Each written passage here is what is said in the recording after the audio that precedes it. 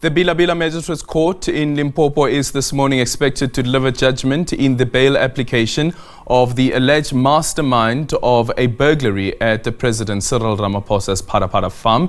Imanuwela David and the two co-accused are facing charges of robbery and theft of over $580,000 from the farm in February 2020. David is facing an additional charge of money laundering. For more on the story, let's now bring in SABC News reporter Pimani Baloyi. Pimani, good morning. Thank you so much for making time for us. So yesterday we also heard from the defense cross-examining the investigator in this matter and also asking the question that, considering that this incident happened in February 2020, it's only in August 2022 that there was a case that was opened. Yes, Aldrin, indeed, yesterday we saw the investigating officer on this matter wrapping up his testimony and later being cross-examined by the defense who represent Mr. Imanuwela David. And as you stated, the defense lawyer, Mr. Kwenna Moloto, asked the investigating officer, is this investigation due to political pressure? Because it only started years after the alleged incident, and the investigating officer said he knows nothing about this. But other matters that were raised yesterday, Aldrin, was something that you could say it's somewhat of a confirmation of information that was released by Mr. Arthur Fraser in August 2022, where the investigating officer, when he was on the witness box, he was very careful not to make statements that he himself had confirmed, but he told court that after arresting Mr. Imanuwela David, Mr. David indicated that he was not interested. He wanted to keep his right to remain silent. He would not be issuing a statement. But as the police officer was busy assessing his body for injuries and any wounds, he saw 2 bullet wounds. He said himself that he saw 2 bullet wounds, and upon inquiry, Mr. David told him that he had been shot at twice during a time when he was trying to run away from people that he said were allegedly trying to kidnap him, stating that he had been kidnapped 3 times prior to that time, and that during one of the times his child, a minor child that was in his ex-wife's care, was also kidnapped, and there was a request for ransom.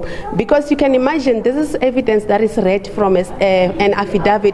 We could not ask when the 3 kidnappings happened, how he managed to get out of the kidnappings, and if that time where his child was kidnapped, if they paid that ransom and how much was paid. But further to that, police did not say anything about them investigating any of these alleged kidnappings.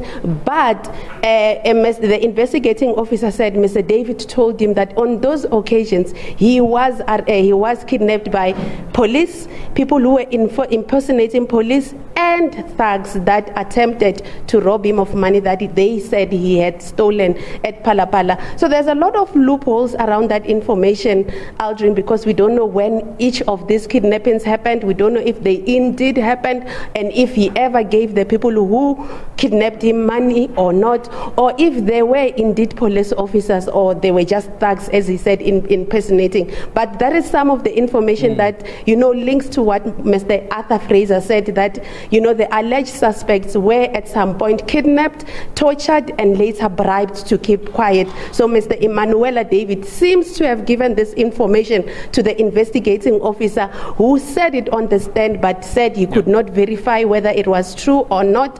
But that's some of the developments that came out of this court yesterday, Aldrin.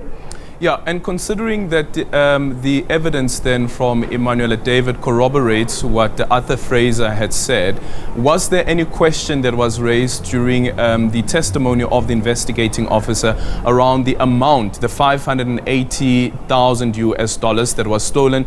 Because Arthur Fraser puts it at around $4 million to around $6 million. Aldrin, the issue of the amount has been the biggest question that not even the investigating officer wanted to talk about, because in his affidavit that he read here, he never mentioned the amount of money that was taken at Phala Phala farm. But the amounts of money that he alluded to were monies that they traced Mr. Imanuwela David using prior to that break-in and theft at Phala Phala farm, where they said his first spending was about $30,000, which amounts to about 500 rand at the time, 500,000 rand at the time, to pay a transporter. It could have been an e-hailing to move him from Bela-Bela to Rustenburg and then to Kempton Park. Aldrin, about 500,000 was paid for that drive from these three places. But other funds that were mentioned were money that Mr. Imanuwela David bought vehicles that were, some are E-wagons, G-wagons, and others are Porsches and things like that. But also, they could not tell us just how much was taken from that. But the lavish spending also raises questions in terms of how much was stolen, and we expect that further we might get other testimony that give us that exact amount. But what we do know is that the charge sheet says 580,000 US dollars, amounting to about 10 million rand. Aldrin. Finally, Pimani, we heard about last week or the week before from the head of the Hawks, General Sibia, indicating that there are intentions to conduct more arrests. Do we know anything around more arrests in relation to the Phala Phala farm investigation and also that robbery? That's also information that the investigating officer mentioned here in court. There are 2 additional people that were named. Unfortunately, as the SABC, we cannot be naming them as they are yet to be charged. But the investigating officer said there are 2, one a Namibian national that has been linked to Mr. Imanuwela David, that also has been linked to this crime. According to the IO, this individual is in the country illegally, and he has been crossing into and out of Namibia illegally on many occasions. This is what the investigation officer said. You know, he fears that Mr. Imanuwela David, should he be released, he would go around tampering with information that they are yet to gather, because he has close ties to this person that they say moves to Namibia and South Africa willy-nilly, and it looks like they have a huge scheme of concealing stolen funds where they buy property and vehicles in other people's names.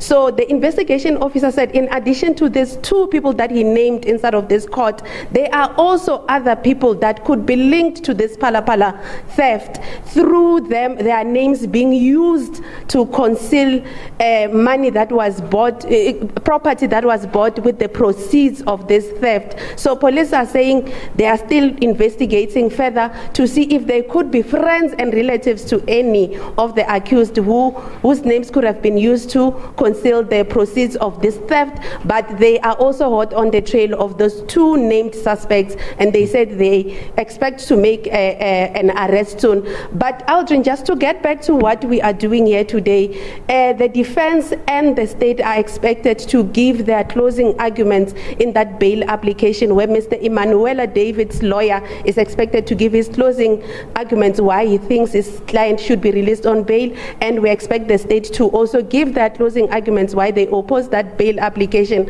And shortly after that, we expect Magistrate Predeshni Punen to give her ruling on whether he is going to be released on bail. But we already know that his 2 co-accused, the Joseph siblings, have already been released on 10 and 5,000 rand each bail each. So today we expect a very brief appearance, because it's just reading out the closing arguments, and then later we get that ruling. Aldrin?